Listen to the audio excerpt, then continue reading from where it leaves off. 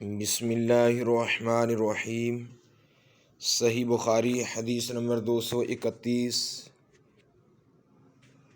حضرت عمر بن میمون کہتے ہیں کہ میں نے اس کپڑے کے متعلق جس میں جنابت کا اثر آ گیا ہو سلیمان بن یسار سے سنا۔ وہ کہتے تھے کہ عائشہ رضی اللہ تعالی عنہا نے فرمایا کہ میں رسول اللہ صلی اللہ علیہ وآلہ وسلم کے کپڑے سے منی کو دھو ڈالتی تھی، پھر آپ صلی اللہ علیہ وآلہ وسلم نماز کے لیے باہر نکلتے اور دھونے کا نشان یعنی پانی کے دھبے کپڑے میں ہوتے تھے۔ صحیح بخاری حدیث نمبر 232۔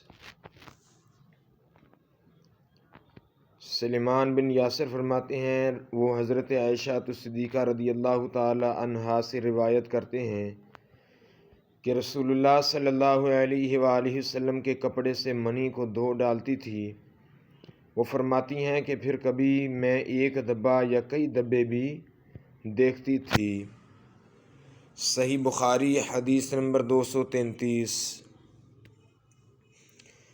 حضرت انس رضی اللہ تعالی عنہ روایت کرتے ہیں کہ کچھ لوگ عقل یعنی ارینا قبیلوں کے مدینہ میں آئے اور بیمار ہو گئے۔ رسول اللہ صلی اللہ علیہ وآلہ وسلم نے انہیں لقاح میں جانے کا حکم دیا اور فرمایا کہ وہاں اونٹوں کا دودھ اور پیشاب پئیں۔ چنانچہ وہ لقاح چلے گئے اور جب اچھے ہو گئے تو رسول اللہ صلی اللہ علیہ وآلہ وسلم کے چرواہے کو قتل کر کے وہ جانوروں کو ہانک کر لے گئے۔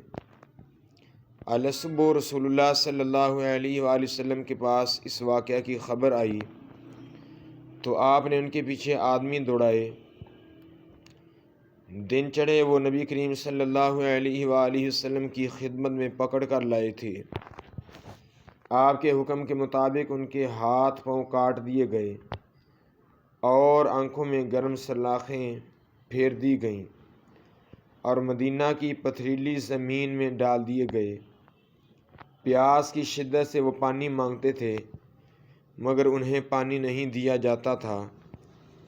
ابو قلابہ نے ان کے جرم کی سنگینی ظاہر کرتے ہوئے کہا کہ ان لوگوں نے چوری کی اور چرواہوں کو قتل کیا اور آخر ایمان سے پھر گئے اور اللہ اور اس کے رسول صلی اللہ علیہ وآلہ وسلم سے جنگ کی۔ صحیح بخاری حدیث نمبر 234۔ ہم سے آدم نے بیان کیا، کہا ہم سے شعبہ نے، کہا مجھے ابو الطیاح یزید بن حمید نے انس رضی اللہ تعالی عنہ سے خبر دی۔ وہ کہتے ہیں کہ رسول اللہ صلی اللہ علیہ وآلہ وسلم مسجد کی تعمیر سے پہلے نماز بکریوں کے باڑے میں پڑھ لیا کرتے تھے۔ معلوم ہوا کہ بکریوں کا جو بھی واڑا وغیرہ ہے وہ وقت ضرورت نماز پڑھی جا سکتی ہے۔ صحیح بخاری حدیث نمبر 235۔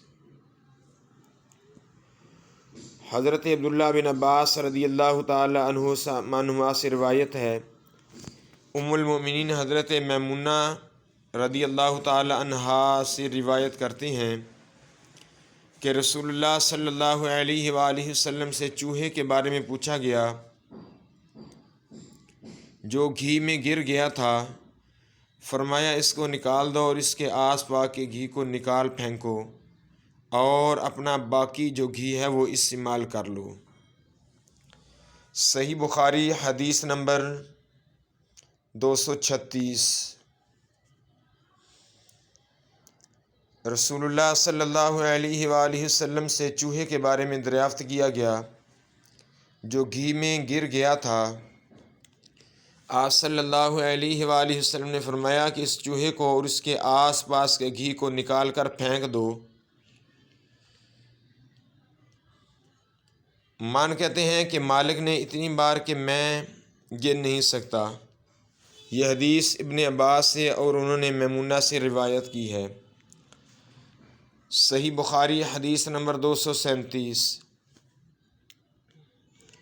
حضرت ابو ہریرہ رضی اللہ تعالیٰ عنہ سے روایت ہے، رسول اللہ صلی اللہ علیہ وآلہ وسلم نے ارشاد فرمایا، ہر زخم جو اللہ کی راہ میں مسلمان کو لگے وہ قیامت کے دن اسی حالت میں ہوگا جس طرح وہ لگا تھا، اس میں سے خون بہتا ہوگا جس کا رنگ تو خون کا سا ہوگا اور خوشبو مشک کی سی ہوگی۔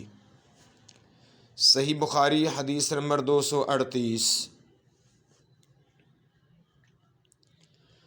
حضرت ابو ہریرہ رضی اللہ تعالی عنہ فرماتے ہیں کہ رسول اللہ صلی اللہ علیہ وآلہ وسلم سے سنا، آپ صلی اللہ علیہ وآلہ وسلم فرماتے تھے کہ ہم لوگ دنیا میں پچھلے زمانے میں آئے ہیں مگر آخرت میں سب سے آگے ہیں۔ صحیح بخاری حدیث نمبر 239۔ یہ بھی فرمایا کہ تم میں سے کوئی ٹھہرے ہوئے پانی میں جو جاری نہ ہو پیشاب نہ کرے، پھر اسی میں غسل کرنے لگے۔ صحیح بخاری حدیث نمبر 240۔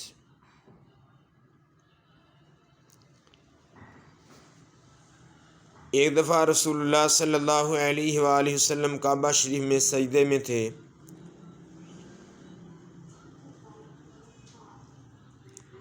رسول اللہ صلی اللہ علیہ وآلہ وسلم کے نزدیک نماز پڑھ رہے تھے اور ابو جہل اور اس کے ساتھی بھی وہیں بیٹھے ہوئے تھے، تو ان میں سے ایک نے دوسرے سے کہا کہ تم میں سے کوئی شخص ہے جو قبیلے کی جو اونٹنی ذبح کر دی اس کی اوجڑی اٹھا لائے اور لا کر جب محمد صلی اللہ علیہ وآلہ وسلم سجدے میں جائیں تو ان کی پیٹھ پر رکھ دے۔ یہ سن کر ان میں سے ایک سب سے زیادہ بدبخت آدمی اٹھا اور وہ اوجڑی لے کر آیا اور دیکھتا رہا کہ جب آپ صلی اللہ علیہ وسلم نے سجدہ کیا تو اس نے اس اوجڑی کو آپ کے دونوں کندھوں کے درمیان رکھ دیا۔ عبداللہ بن مسعود رضی اللہ تعالی عنہما فرماتے ہیں کہ میں اور یہ سب کچھ دیکھ رہا تھا مگر کچھ نہ کر سکتا تھا، کاش اس وقت مجھے روکنے کی طاقت ہوتی۔ عبداللہ کہتے ہیں کہ وہ ہنسنے لگے، ہنسی کے مارے لوٹ پوٹ ہو رہے تھے۔ رسول اللہ صلی اللہ علیہ وآلہ وسلم سجدے میں تھے، بوجھ کی وجہ سے آپ اپنا سر انور نہیں اٹھا سکتے تھے، یہاں تک کہ حضرت فاطمہ رضی اللہ تعالی عنہا تشریف لائیں اور وہ بوجھ آپ کی پیٹھ سے اتار کر پھینکا۔ تب آپ صلی اللہ علیہ وآلہ وسلم نے سر اٹھایا، پھر 3 بار فرمایا، یا اللہ تو قریش کو پکڑ لے۔ یہ بات ان کافروں پر بہت بھاری ہوئی کہ آپ صلی اللہ علیہ وآلہ وسلم نے انہیں بد دعا دی۔ عبداللہ کہتے ہیں وہ سمجھتے تھے کہ شہر مکہ میں جو دعا کی جائے وہ ضرور قبول ہوتی ہے۔ پھر آپ نے ان میں سے ہر ایک کا جدا جدا نام لیا، اے اللہ ان ظالموں کو ضرور ہلاک کر دے۔ ابو جہل، عتبہ بن ربیعہ، شعبہ بن ربیعہ، ولید بن عتبہ، امیہ بن خلف اور عقبہ بن ابی معیط کو۔ 7ویں آدمی کا نام بھی لیا مگر مجھے یاد نہیں رہا۔ اس ذات کی قسم جس کے قبضے میں میری جان ہے کہ جن لوگوں کے لیے بد دعا کرتے وقت آپ صلی اللہ علیہ وآلہ وسلم نے نام لیے تھے، میں نے ان کی لاشوں کو بدر کے کنویں میں پڑا ہوا دیکھا ہے۔ صحیح بخاری حدیث نمبر 241۔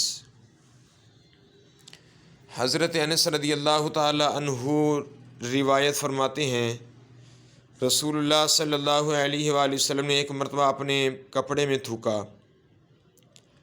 ابو عبداللہ امام بخاری رحمۃ اللہ علیہ نے فرمایا کہ سعید بن ابی مریم نے اس حدیث کو طوالت کے ساتھ بیان کیا ہے۔ حدیث نمبر 242۔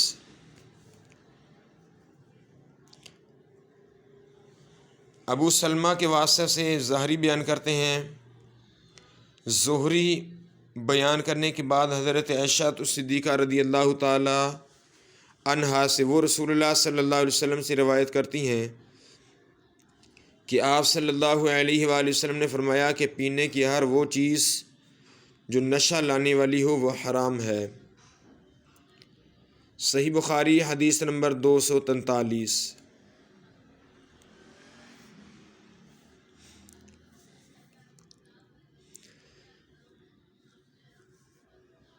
سہل بن سعد الساعدی سے سنا کہ لوگوں نے ان سے پوچھا، میرے اور ان کے درمیان کوئی دوسرا حائل نہ تھا، کہ رسول اللہ صلی اللہ علیہ وآلہ وسلم کے احد کے زخم کا علاج کس دوا سے کیا گیا تھا؟ انہوں نے کہا کہ اس بات کا جاننے والا مجھ سے زیادہ کوئی نہیں رہا۔ علی رضی اللہ تعالی عنہ اپنی ڈھال میں پانی لاتے اور فاطمہ رضی اللہ تعالی عنہا آپ صلی اللہ علیہ وسلم کے منہ سے خون دھوتیں۔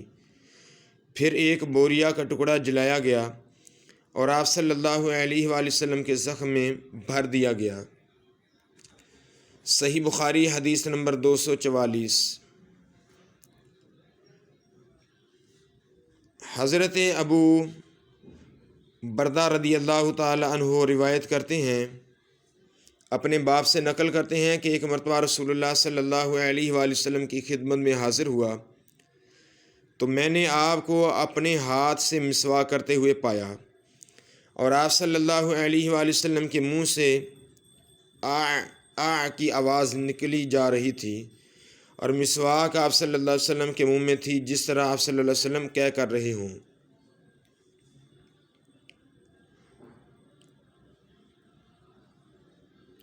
صحیح بخاری حدیث نمبر 245۔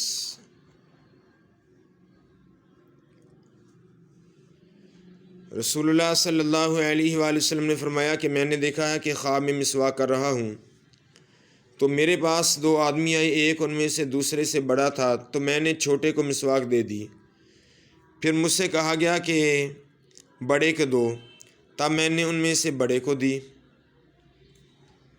صحیح بخاری حدیث نمبر 246۔